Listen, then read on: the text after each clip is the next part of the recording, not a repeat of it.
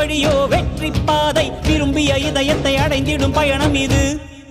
கடல் தாண்டும் பறவைக்கெல்லாம் வழியில் மரங்கள் கிடையாது, ஆனாலும் கண்டம் தாண்டும் சிறகுகள் வலிக்காது. மலையேறும் எறும்பின் கால்கள் வெயிலை மிதித்து உடையாது, மனதோடு காதல் வந்தால் மனிதா தடையேது.